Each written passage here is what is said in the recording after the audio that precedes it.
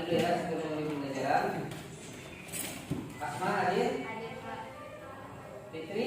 Hadir, Pak. Khadijah? Hadir, Pak. Fikiadi? Hadir, Pak. Dan di Prawira? Hadir, Pak. Mulyani? Hadir, Pak. Ya, kayak ada semua ya. Ya, untuk mengulas kembali materi yang telah lewat, Pak Guru kemarin sudah membahas tentang dakwah Nabi di Madinah. Mungkin ada yang tahu di antara kalian berapa tahun Nabi dakwah di Madinah? 10 tahun. Ya, 10 tahun ya. Oke. Kemudian Khadijah, untuk mengingat kembali materi yang sudah lewat, Nabi Muhammad sebelum dakwah di Madinah di mana? Belum nggak tahu ini. Berapa kali juga? 13 tahun. Oke. Jadi untuk apa kita mempelajari dakwah Nabi berkata di Madinah? Agar kita mencontoh spirit perjuangan Nabi bagaimana sampai Islam tersebar di daerah Sulawesi sini. Ya, bagaimana perjuangan Nabi mendakwakan Islam ini. Nah, dicaci, dituduh orang gila, dituduh sihir, bahkan diancam mau dibunuh. Oke, ini sebagai pemulasan materi yang telah lewat.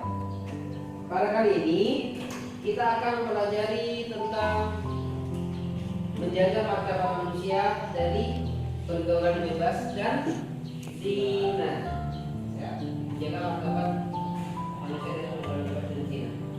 Ada dua tujuan pembelajaran hari ini adalah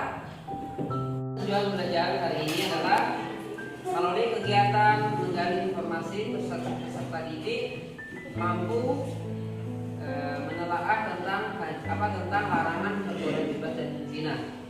Kemudian melalui pengamatan peserta didik dapat menyimpulkan tentang larangan pergaulan bebas dan zina. Ulangi.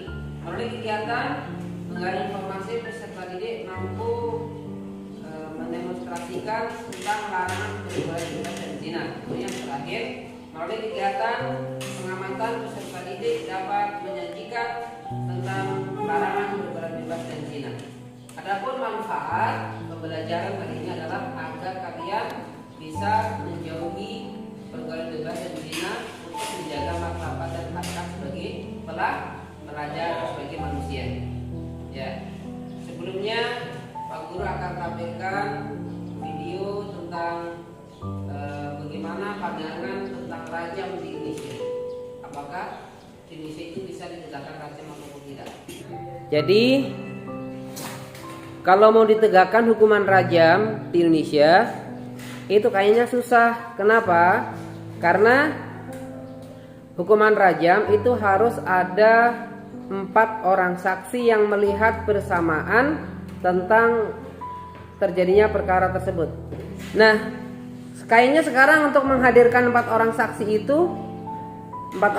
itu bersamaan melihat orang berzina itu susah. Mungkin kalau 2 orang bisa, 3 orang bisa, tapi kalau 4 orang itu susah. Apalagi melihat secara bersamaan masuknya alat vital ke kelaminnya perempuan itu susah. Bagaimana akan dikatakan? Kan syaratnya 4 orang soleh dan adil. Bagaimana dikatakan orang itu soleh bila melihat orang berzina seperti itu? Nah, itu susahnya.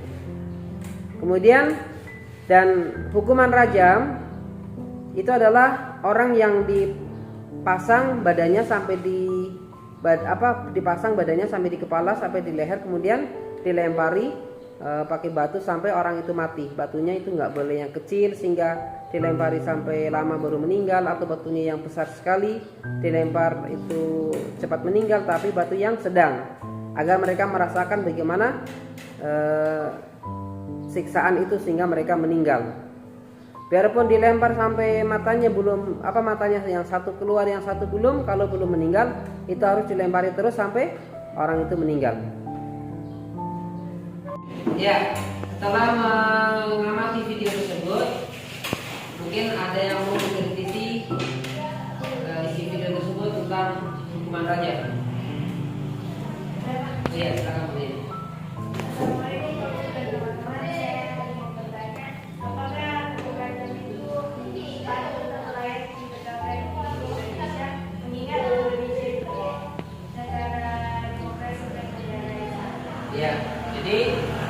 teman kita menjadi mengatakan apakah layak, ya, apakah layak hukuman rajam ditegakkan di Indonesia sementara negara kita bukan negara Islam tapi negara hukuman demokrasi. Ya, ada yang mau menjawab? Oke, silakan Khadijah. Menurut saya hukum rajam itu harus ditegakkan karena itu sudah dari Allah SWT. Oh, jadi menurut Khadijah, teman kita, hukuman rajam itu harus ditegakkan karena itu sudah ketentuan dari Allah. Terlepas itu negara Islam atau bukan negara kita. Kalau di Aceh negara menganut syariat Islam tidak? Menganut ya. Jadi di Aceh orang yang berzina dirajam. Orang yang berzina belum menikah tetap dicambuk 80 kali dan diasingkan dari daerahnya. Jadi bagaimana menurut fikih ya? Apakah bisa negara lain seperti Sulawesi mengikuti ketentuan hukum yang berlaku di Aceh? Menurut saya kurang patut karena di sini pasti banyak dari agama lain yang tidak setuju akan hukuman itu. Nah, sekarang teman-teman bagaimana pandangan kalian? Ya. Ada agama Hindu di sini ya, ada agama Kristen, ada agama Katolik. Nah, ketika ditegakkan orang yang berzina, Pak, kenapa hanya Islam yang dirajam, baru dari agama lain nggak dirajam gitu? Mungkin maksudnya begitu ya. Ada yang menanggapi? Jadi setuju kalau di daerah Sulawesi ditegakkan hukuman rajam? Tidak, Pak. Alasannya? Di agama lain masih akan diberlakukan. Agama keberatan ya. Tapi kan itu hukuman dari Allah gitu. Kan? Itu hukuman dari Allah. Asal dari Allah, apakah harus ditegakkan apa enggak? Sesuai kelompok ya. Kelompok 1 Khadijah, kelompok 2 Asma, dan kelompok 3 Mulyani. Silahkan kalian diskusikan. Apakah hukuman rajam itu boleh ditegakkan di Indonesia atau tidak? Ya. Kemudian nanti hasil diskusi itu akan dipresentasikan di depan. Ya, siapa yang akan mewakili kelompok 1? Ya. Menurut saya pribadi dari kelompok saya kurang setuju karena mungkin agama lain ada yang tidak setuju Islam. Apalagi kalau ini hukuman rajam akan ditegakkan. Gitu ya. Oke, kelompok 2 setuju apa tidak hukuman rajam ditegakkan di Indonesia? Menurut hasil diskusi kelompok kami setuju karena hukuman tersebut adalah ketentuan dari agama Islam. Dari Allah gitu ya. Jadinya Kalau nggak ditegakkan, kalau tidak ditegakkan akan terjadi malapetaka. oh gitu ya. Nah, Jadi gimana dengan kaitannya agama lain? agama lain akan terganggu kalau ditetapkannya. Mereka takut akan dikenakan juga gitu.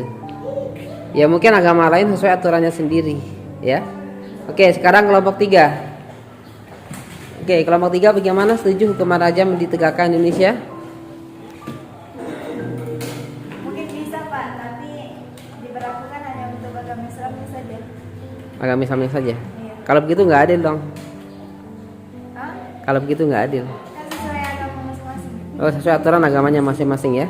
Jadi Dandi, misalkan Dandi ya di Baras 5 ada orang berzina, sudah punya pasangan semua. Ketika ditegakkan, baru kita Indonesia kan nggak menganut aturan Islam, sistem demokrasi hukum. Nah, jadi bagaimana itu? Apakah harus dirajam? Kira-kira kalau dirajam beneran itu menimbulkan kontroversi. Jelas bagaimana teman-teman? Jadi kalau ada yang menikah, kalau ada yang melakukan perzinahan, katanya dikasih nikahkan saja. Nah, itu bagaimana? Oke ya, saya sedikit akan memberikan solusi. Jadi perhatikan, dulu di zaman Nabi ada seorang wanita melapor sama Nabi. Wanita ini sudah mempunyai pasangan ya. Wahai Nabi, saya sudah berzina. Nabi marah, merah mukanya. Kemudian Nabi memalingkan muka. Wanita ini kemudian pulang. Beberapa waktu kemudian datang lagi wanita membawa bayi yang sudah lahir. hasil zina. Apa yang dilakukan Nabi? Kemudian wanita tersebut diperintahkan Nabi kasih ASI, susui anakmu sampai 2 tahun. Nah, wanita ini pulang. Kemudian setelah 2 tahun dibawa lagi anaknya yang tadi, sambil anak tadi memegang roti di tangannya dengan tangannya sendiri sambil makan. Nah, akhirnya apa yang dilakukan Nabi? Anak tersebut diambil oleh Nabi kemudian diserahkan sama kaum muslimin umat lainnya untuk mengurusnya, dan wanita tersebut dirajam.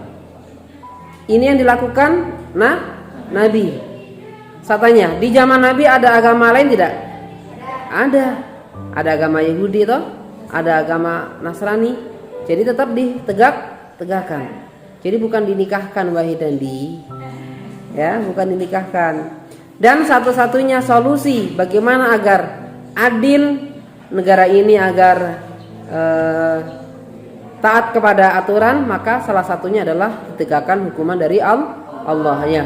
Bagaimana agar kita mencontoh aturan yang seperti di daerah Aceh?